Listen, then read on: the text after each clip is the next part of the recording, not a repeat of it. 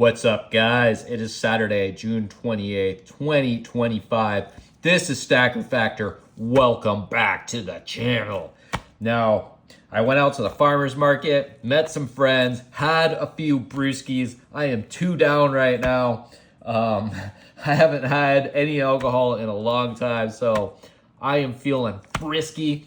Checked the mailbox on the way back, and yeah, I got something. So I'm excited about this one. This is a seller that I have bought from many times before. I will link him in the description. So if you are looking to buy some cheap silver, definitely keep this seller. Now, he taped these up in here super well, so I'm gonna have to make a C-section into this box right here. Guys, it's Saturday. I don't have to work today. I'm so happy. There are fights on tonight, some UFC fights. I'm super stoked, but I'm more stoked about these Philharmonics that I got, and they came in airtights, and there should be 10 of them total. I think I paid $360 shipped, if I'm not mistaken. I got them a few days ago. Obviously, it takes a few days to get them in the mail, but I am pumped, guys. Phils are actually the most popular coin in Europe. I found that out a few days ago. One of my good friends, commercial lad, was looking to buy some Phils because he doesn't have any in his collection, and he wanted to have a tube of them. So he was hitting me with some cool facts about Philharmonics.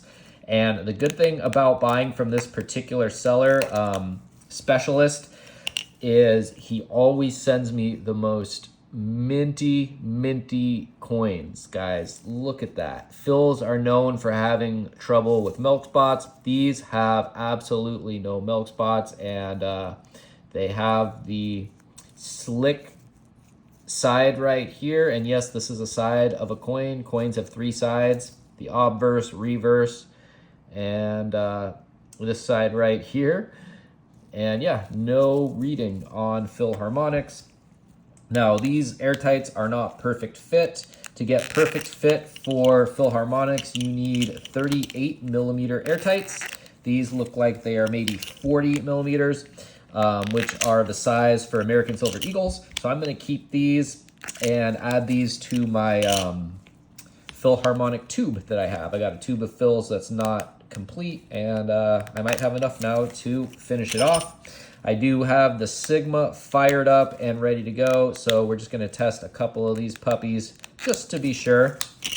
And then I'm going to get on with some of my UFC fight picks for tonight. I'm super excited about this card. There are 2 title fights, men's title fights, and it is Ilia Toporia's debut as a lightweight. Well, I should say not debut, because he's fought at lightweight once before. It was a long time ago. He went back down to featherweight, won the title, beat everybody, and then decided to move up to lightweight, and is now fighting Charles Oliveira for the vacant lightweight title, since Islam Makhachev is moving up to fight Jack Della Maddalena. So, yeah, good stuff there. Here's the Siggy. Let's get these babies on here. Got the iPad fired up, ready to go.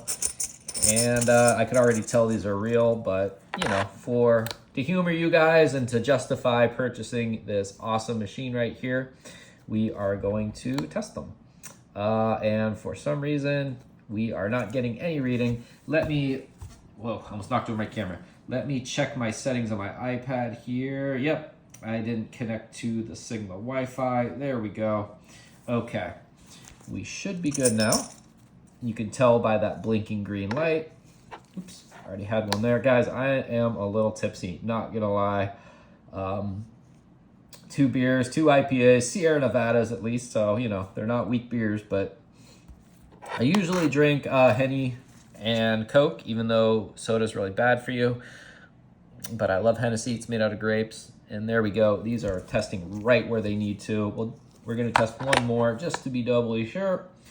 And there we go. So another nice little haul today. 10 ounces of Sovereign Silver for a great price, including the shipping. and a bunch of free airtights. So great stuff, guys.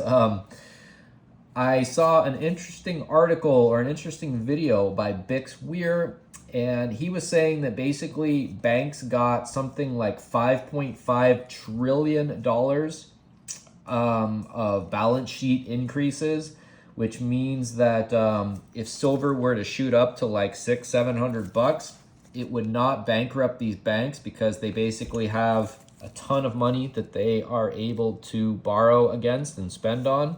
So he is basically saying that he expects silver prices to rise and rise quite a bit. He's always been saying that. He is definitely a silver pumper, but at the same time, I want him to be right. I think silver should be over $500 an ounce and or more. Honestly, I think silver should be closer to $1,000 an ounce personally.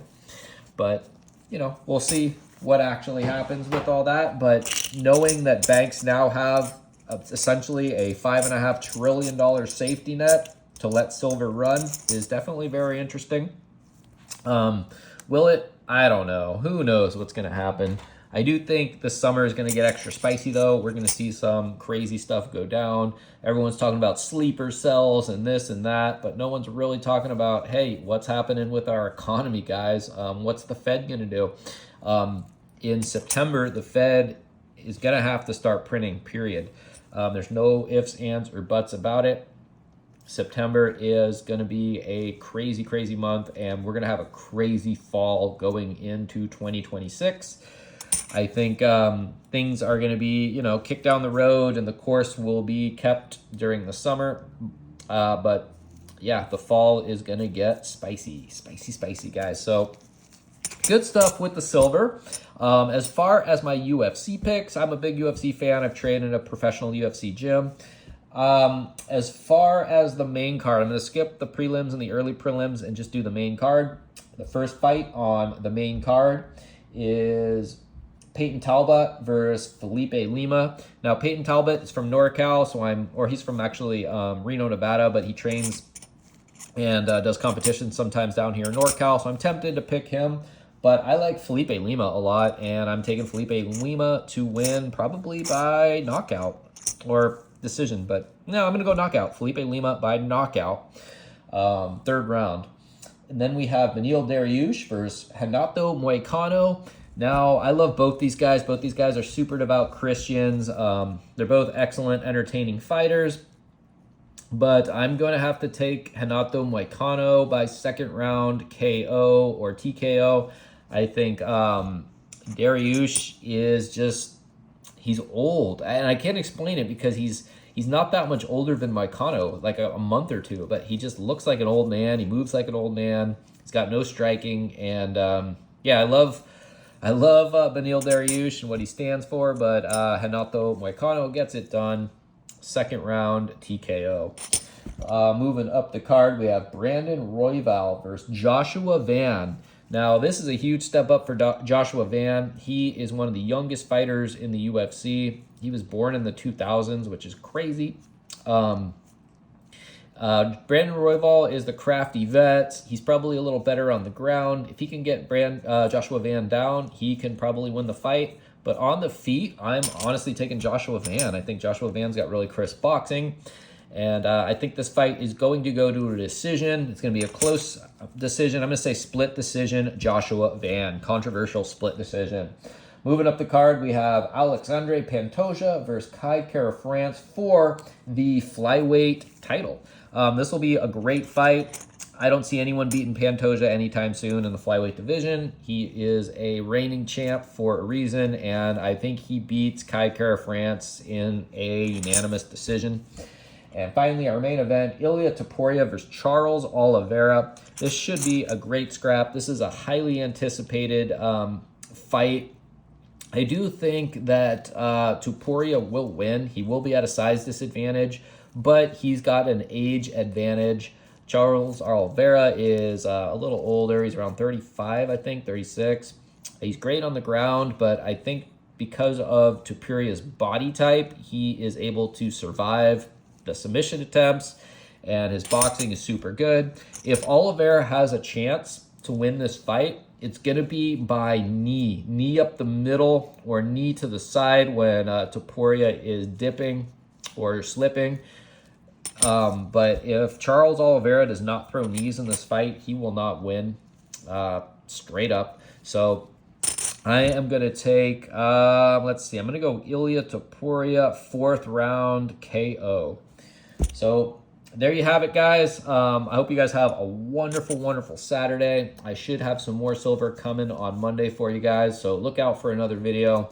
It's been really fun unboxing lately and making these videos. It's been really fun seeing silver, you know, sit around the $36 mark. It feels like it was just yesterday that we were buying this stuff up at 19, 18 bucks an ounce, saying, why is this so undervalued? We've been justified. And I think with this new news about the runway for banks having, you know, $5.5 trillion being opened up for them to use as basically a backstop in case they have to default on silver, I think that just bodes really, really well for the metal. So keep on stacking, guys. This is Stacker Factor. Talk to you soon.